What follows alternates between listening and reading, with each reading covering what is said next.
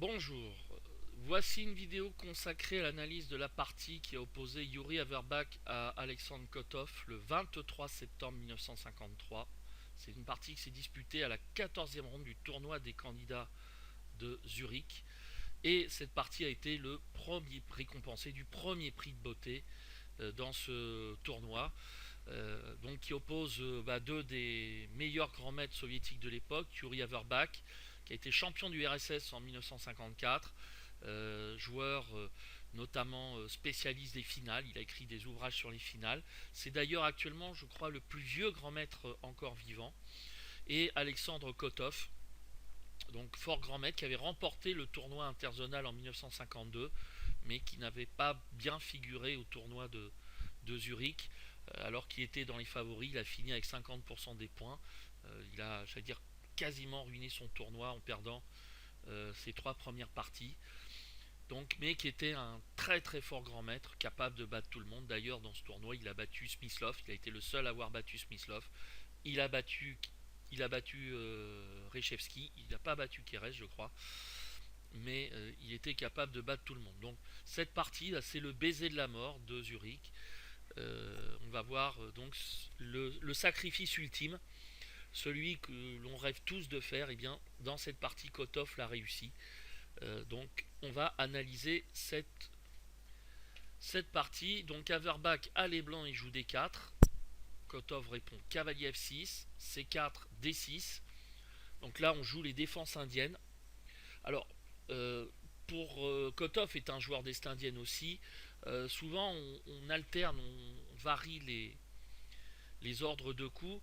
C'est parce qu'on craint que tel ou tel joueur joue une variante qu'on n'aime pas, donc on essaye par inversion de coup de lui faire éviter de jouer, de ne pas lui faire jouer ce qu'il aime.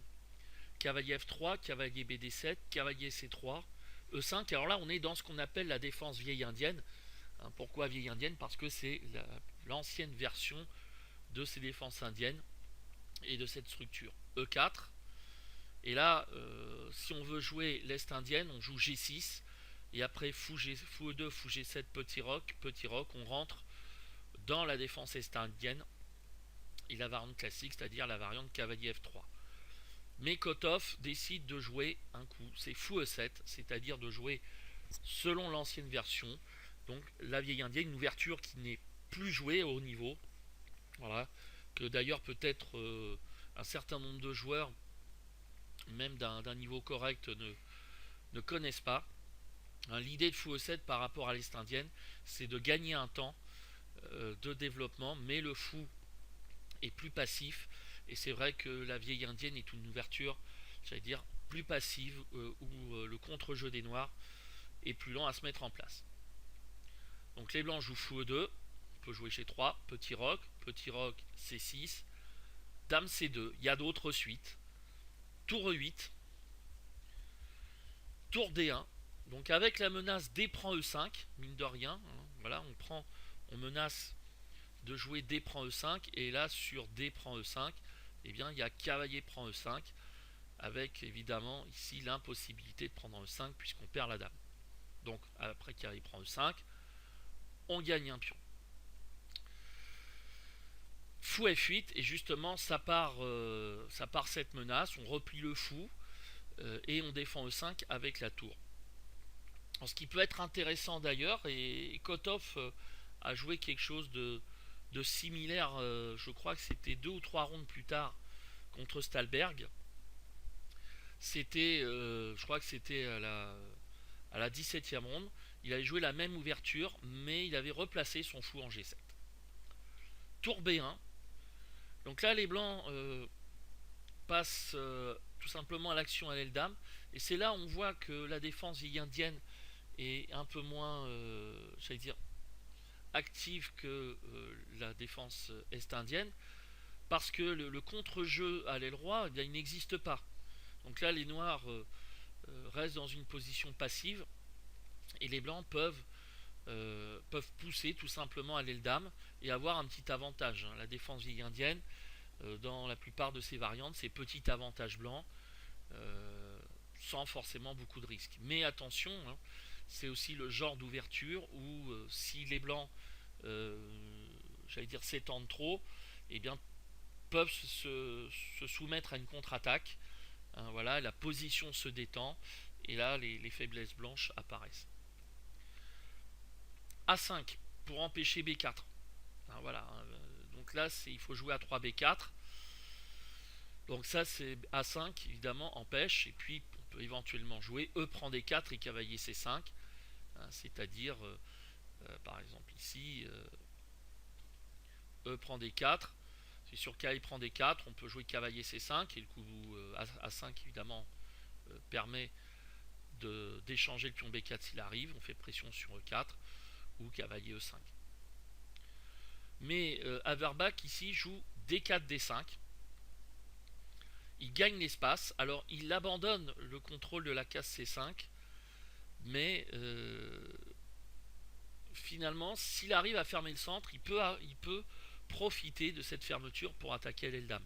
Faut pas oublier encore une fois un principe, c'est que les attaques sur les ailes sont plus efficaces si le centre est bloqué ou stabilisé, alors que si le centre n'est pas fermé, l'attaque à une aile est beaucoup plus dangereuse. Alors, aussi on peut jouer fou F1, dame C7, B3, G6, fou B2, cavalier H5, G3. Voilà, on peut rester dans des manœuvres. Et encore une fois, les blancs ont un petit avantage, mais D5, c'est un bon coup dans cette position pour les blancs. Kotov ne se prive pas d'occuper la case C5. Fou E3, avec évidemment l'idée de jouer fou prend, D prend, D prend C6, on gagne un pion. Donc les noirs jouent dame C7. Averbach continue par H3. Donc là, il empêche cavalier G4 et en fait il prépare le plan a priori quand même de jouer B4. Il aurait pu jouer A3. Les noirs auraient pu jouer A4. C'était à envisager. Mais après, fou prend C5, D prend C5, cavalier prend A4, cavalier prend E4, dame prend, tour prend. Bon, c'était intéressant. Il y aurait peut-être eu cavalier G5. Menace évidemment H7 et bon, il y a peut-être quand même la défense F5, dame H4, H6 à voir. Mais sur A4, on peut aussi sans doute avoir d'autres répliques. On n'est pas obligé, cette variante n'est pas forcée, on peut peut-être jouer cavalier D2. Mais le coup H3, c'est un coup prophylactique et tout à fait intéressant. Kotov joue fou D7. Alors il développe ses pièces, il fait rien. J'allais dire là, la meilleure chose que les noirs peuvent faire, c'est ne rien faire. En attendant ce que les blancs vont faire. Alors, ici, Averbach joue tour BC1. Donc il replace sa tour sur la colonne C. C'est éventuellement évidemment pour préparer C5 pour agir dans ce sens-là. En tout cas, il n'envisage pas de mettre la tour sur la colonne B parce qu'il sait qu'il y aura B4, A prend B4, A prend B4. Et ici G6. Alors G6, l'idée c'est d'installer le fou en G7. C'est pas un coup qui améliore forcément la position des noirs, mais les noirs, il faut qu'ils fassent quelque chose. Donc, et il replace le fou un peu comme on a dans la partie espagnole. Cavalier D2, tour à B8. Alors un petit coup qui peut avoir plusieurs objectifs. Le premier, c'est d'échanger en D5 et sur C prend D5 on joue B5, donc là on va avoir de l'activité. Soit aussi, après tour B8, on joue fou G7, roi H8, cavalier G8, et on va essayer de pousser F5 après avoir éventuellement placé la tour en F8. Donc c'est un coup d'attente à la fois pour une attaque à l'aile roi et une action à l'aile dame. Ça va dépendre aussi de ce que vont faire les blancs. Et là on est déjà à un premier carrefour. Averbach joue cavalier B3, un coup qui est critiqué par Bronstein, mais qui n'est peut-être pas si mauvais que ça. Alors, on peut évidemment jouer B3 avec l'idée de jouer A3 et B4. Ça c'est clair, mais après on peut échanger et jouer B5. Alors peut-être ici que A4, a priori, réfute tout ça. On peut jouer aussi A3 et échanger en D5 et on joue B5. Bon, là si on joue B4, attention quand même, apprend, cavalier A4. Et sur cavalier prend A4, on échange. B prend A4. Attention quand même pour les blancs au pion B4, mais après tour B1, ça devrait aller. Et par contre, il peut y avoir la poussée du pion via B5 et B6, ce qui fait que c'est pas forcément très agréable. Donc voilà une suite qui est bonne pour les blancs. Sur A3, donc c'est B4. Alors peut-être que il n'y a pas forcément de bonne réplique ici. A3, peut-être A4. C'est difficile à voir, mais en tout cas les blancs ont un avantage quand même qui est assez sensible. Alors sur cavalier B3, Averbach veut se débarrasser du cavalier C5. Cavalier prend, dame prend, et là C5. Kotov décide de fermer l'aile dame, et donc il dit une chose. J'ai dit d'abord à Averbach, si tu veux attaquer à l'aile dame, il va falloir que tu prennes du temps. Et moi, ce temps, je vais pouvoir me consacrer à préparer une attaque à l'aile droite. Donc là, c'est un moment important de la partie où j'allais dire que jusque-là, les blancs ont dominé assez nettement, mais le coup C5, change la nature de la position.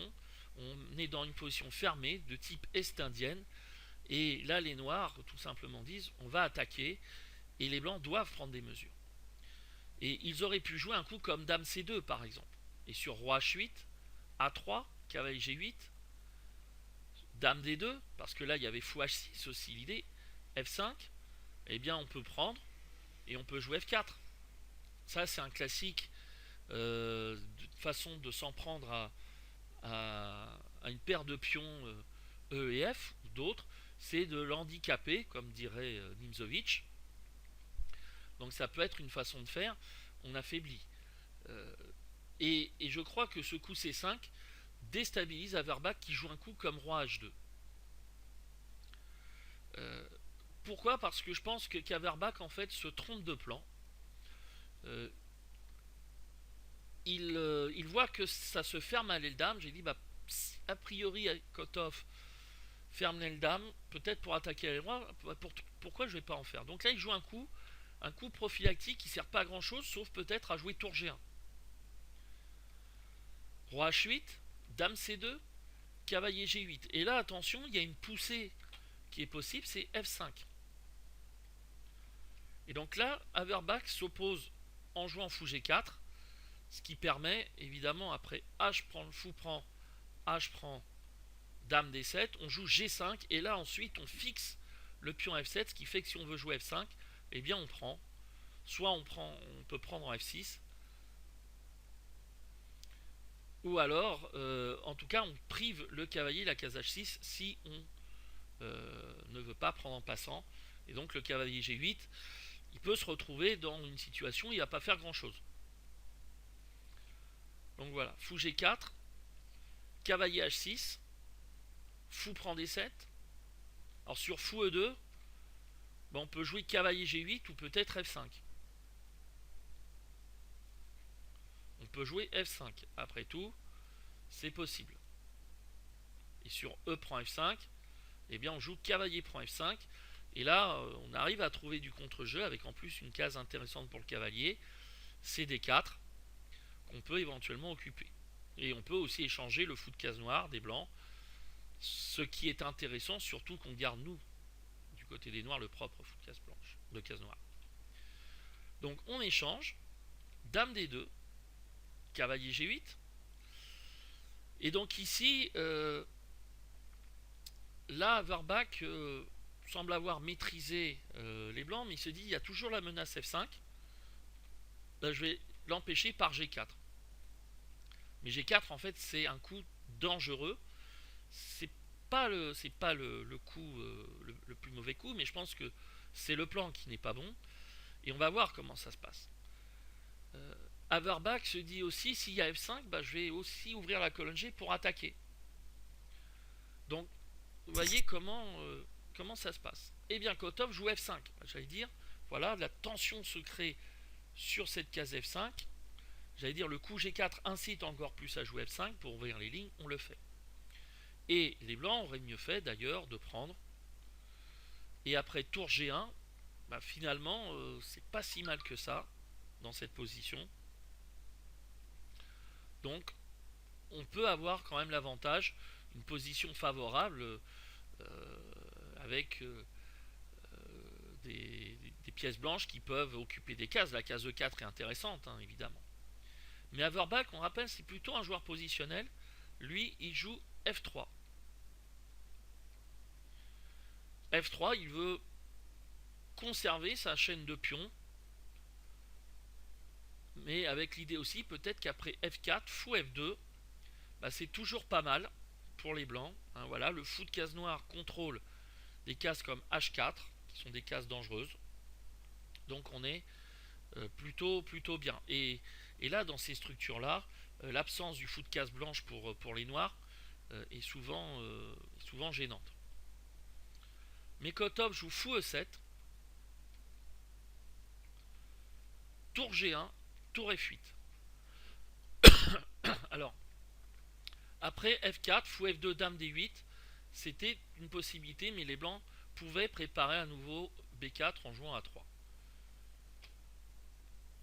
Mais Kotov sent aussi que la position change, change de nature et qu'il vaut mieux garder une certaine complexité en maintenant la tension. Et surtout, on entre dans une phase où Averbach est moins à l'aise et lui est plus à l'aise. Tour CF1, tour F7. G prend F5. Alors, peut-être qu'il fallait prendre avec le pion E et pas ensuite jouer G prend F5. G prend. Mais après, E prend. Dame prend, cavalier E4. Les blancs ont quand même, on a l'impression qu'ils ont toujours l'avantage. Un cavalier bien placé. Et même si le pion F3 est faible, pour l'instant on ne peut pas vraiment l'attaquer. En tout cas pas de cette situation là. Donc ça paraît quand même encore assez bon. Ou alors on pouvait peut-être envisager le coup F4. Donc là aussi sur un point de tension, d'un point juste à côté, c'était pas mal. Mais Averbach joue tour G2. F4. Fou F2. Tour F6. Donc là l'idée d'Averbach, c'était de jouer cavalier E2. Alors, on pouvait jouer, le meilleur coup a priori, c'est de jouer soit tour G4, soit H4. Et là, cavalier E2. Et quelle est l'idée d'Averbach? Si on joue cavalier G1 et on protège les deux cases. Voilà, ça c'est l'idée des blancs. Ici. Mais là, Kotov va trouver le coup qui déjoue ce plan. Vous pouvez le chercher. C'est un coup évidemment qu'on envisage, mais pas comme ça. Par exemple, si on joue tour H6, il y a cavalier G1. Mais la partie, elle se retourne après cavalier E2. Ça, c'est clair. Mais il y a dame prend H3 échec. Et c'est un sacrifice de dame, le baiser de la mort. La dame qui s'offre au roi, qui lui fait un gros bisou, mais pour la tirer dans son piège. C'est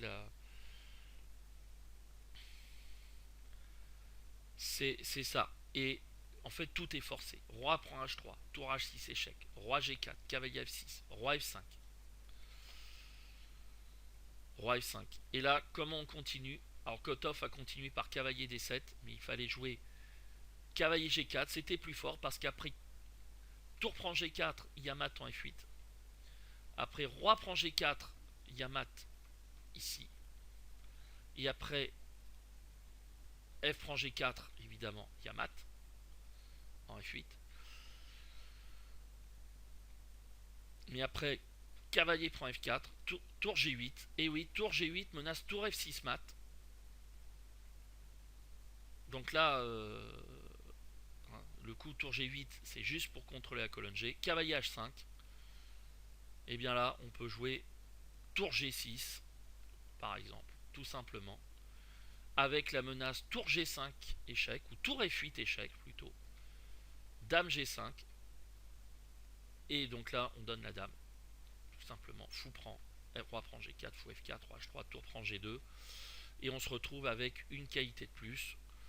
Plus évidemment, encore une fois, un potentiel de mat du couloir qui est décisif. Là, la partie elle est finie. Après cavalier D7, alors tour G5, tour F8 échec, roi G4, cavalier F6, roi F5, cavalier G8, roi G4, cavalier F6, roi F5, cavalier prend D5. On est au 38e coup de la partie, il reste plus beaucoup de coups avant d'atteindre le contrôle de temps. Donc on répète les coups et on prend un pion pour éviter que la répétition ne se produise, parce que je rappelle que s'il y a 3 fois la même position, la partie est nulle. Mais donc en prenant un pion, évidemment, on évite ça. Roi G4, cavalier F6, roi F5, cavalier G8, roi G4, cavalier F6, roi G5, cavalier G8, roi G4, fou prend G5. Voilà. Donc ici, il n'y a plus de défense. Roi prend G5. Tour F7. Menace tour G7 et tour F6. Fou H4. Tour G6 échec. Évidemment, l'idée de fou H4, c'est d'empêcher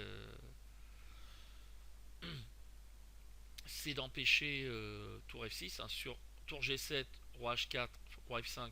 Si tour prend H4, et bien là, on joue dame prend D6. Et oui, on a donné le temps de respiration. Mais là, il y a tour G6, roi H5, tour G7, menace tour H6 mat, fou G5, tour prend G5, roi H4, cavalier F6, cavalier G3, c'est le moins pire des coups.